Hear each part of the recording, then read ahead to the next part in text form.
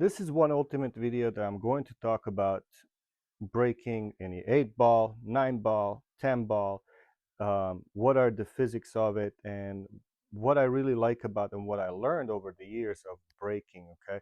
And even from some professionals, I played Efren Reyes and all of those that basically there is one common thing that I always saw is the consistency of the break that they like to do, okay?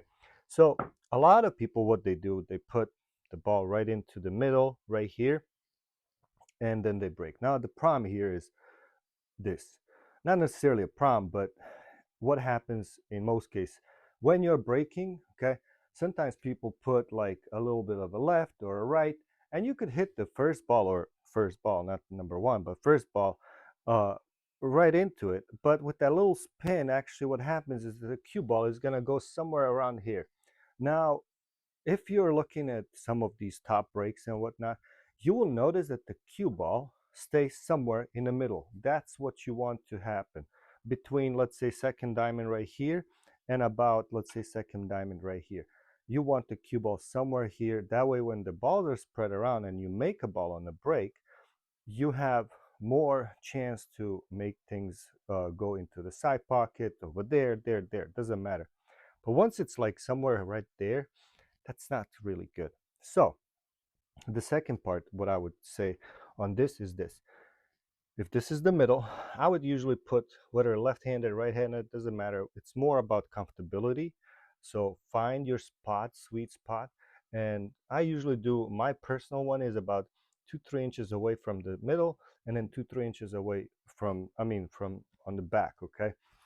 So, and then later on, I'll also explain the pop break. What is the pop break? Is basically you'll see the cue ball is going to hit the one ball and it's going to jump up. Okay, I like those to do those in a 9-foot tables. This is 8-foot table. Reason why is because it's a little bit more wider, and the cue ball actually, when it jumps, I have a lot of room here to stay somewhere in the middle. Okay, so for this break, I'm not going to do any pop break. I'm just going to hit straight into the one ball. Now, when I say straight into the one ball, I don't mean right here.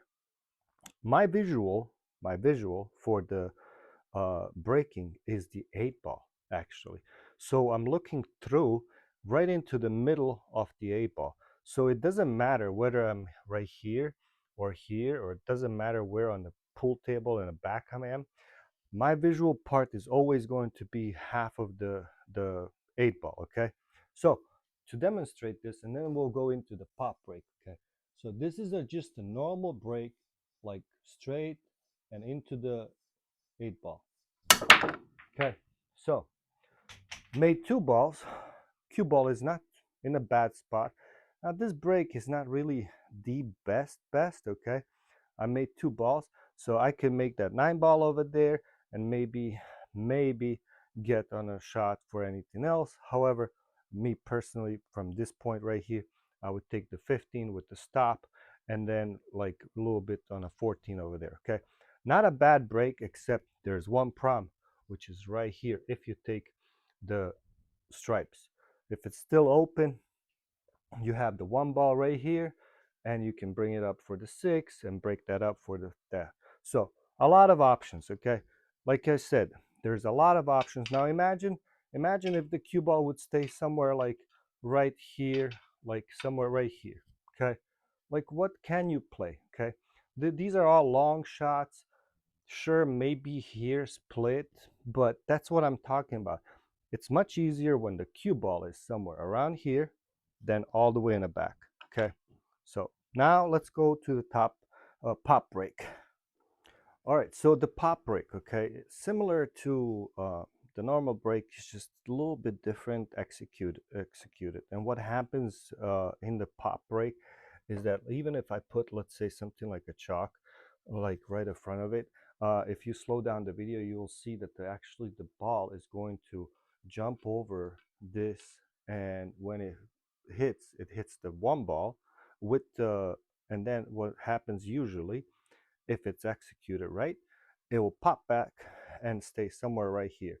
Sometimes it would, what would also happen is that it hits the one ball, okay, and it lands onto it, and then it comes back and forth. Okay, you still aim for this part right here. The way you're executing this, like I said, you want to be somewhere like somewhere close to the middle. Okay, and normal break is like this. Okay, you just follow through and that's it. With the pop break, I can't show you from this angle, but you lift your elbow just a little bit and you're kind of like sliding right into the cloth. Okay, that's the reason why I also have this, because this cloth that I have, it's extremely expensive. So another part I wanted to say is when you're hitting the cue ball, this here is the middle. Okay, so just a little bit up. Okay, so like when I'm doing, I'm going to hit just a little bit above the center. Okay, not center or bottom, so just a little bit above the center of the cue ball. Okay, so to execute that, let me show you. You see that pop? Made a ball, the cue ball. Okay, hit, but the cue ball is still somewhere in the middle, right? The balls are spread really nicely apart, and as you saw, actually I didn't even hit this chalk. So I can now go, let's say if it's an open table, I could go for the 6 over there, and then the 5 and 3, and then these two are also not a problem, and then come back maybe for the 1 ball, or even take care of the 1 ball right away. Okay, if I have let's say something like stripes, same thing, because I believe I made a stripe 1 2 3 4 5 6, yes. So this one I could put that one, this one there, and then come back side pocket, and then I could make the 15 and 13. And pretty much the only problem right here is the 11 for, because it doesn't go this way or this way, so I would have to basically have the cue ball somewhere in the middle in order to bank it into here. Okay, so now let's go into 9 ball. All right, so I have a magic rack for the 9 ball. By the way, I would definitely have you get some of the magic racks. Basically, you'll see after it spreads, it's really beautiful. It makes those balls really tight, and I know in some leagues they don't allow them, but they're really good for consistent breaking. Okay, that's why I always break with those. So 9 ball. All right, 9 ball, I'm not going to talk a whole lot about it, but there's only 2 places that you will see also professionals do, and I also love these. Okay, it depends on the league I'm playing with uh, and the rules. Okay, so the first one is we have first and a second diamond. Okay, first diamond and a second. So from the second diamond, you move 1 cue ball away from the rail, and then 1 cue ball back. Okay.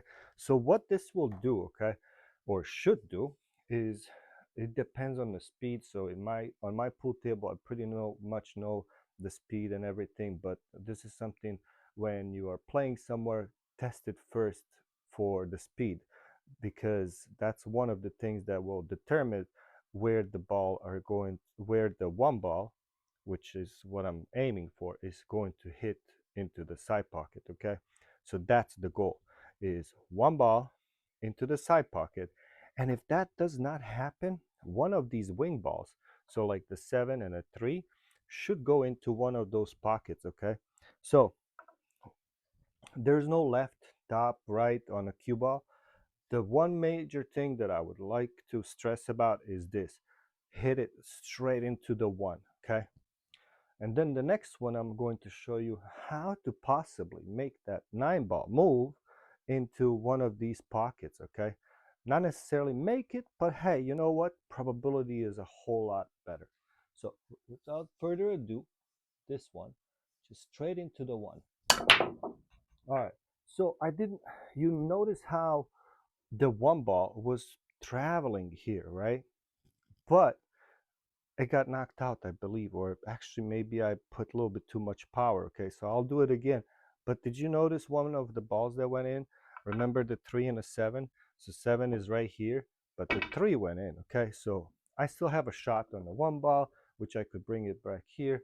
2 ball, 3 ball is already gone. And then if I leave myself with the cue ball, with the cue right here, I have a 4, 5, 6, come back for the 7, an 8, and 9. That's it. Run off the table, okay? So let's go into the second part. All right, so for the second part, now I'm going to do a little bit harder break on this one. So maybe I'm gonna get the one ball again inside, okay? Now, what I'm trying to actually say here is this, that this break is very good for to make either one ball right here or the wing balls go into the side. So, like I said in a bit before, the break strength is what you need to watch for. So in this case, see, I hit it really, really hard, okay? Now, is this good? Bad? Okay, I should have removed this. Anyways, so I made the one ball. I mean, yeah, the one ball. Two ball is not too bad. I mean, I can still see it.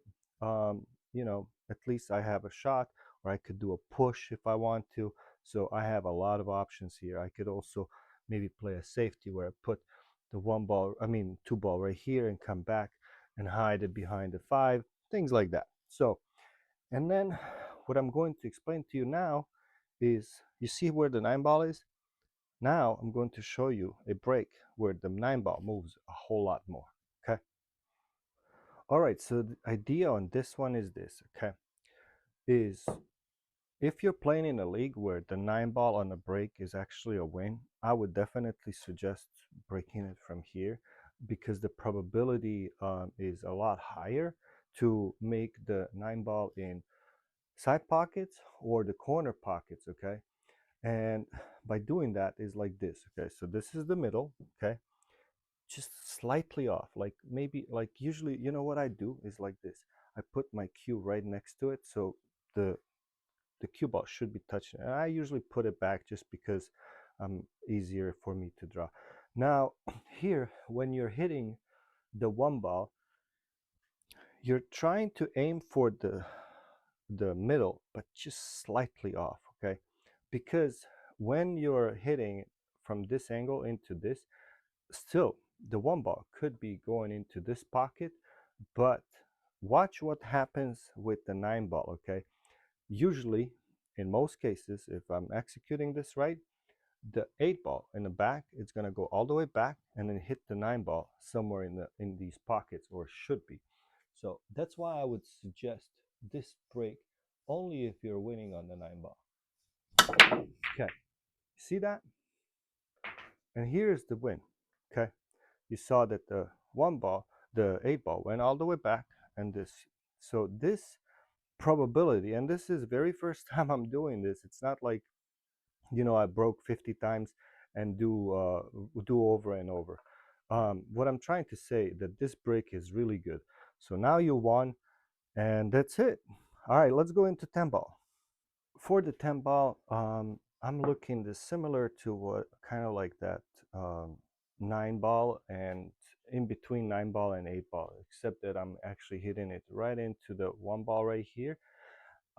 This one is good for to spread the balls around and the cue ball to be there. Now, whether the balls are gonna be like, pocketing, that's an extra, but let's try this one, and then I'll show you the other one where you put the one ball on the side pocket.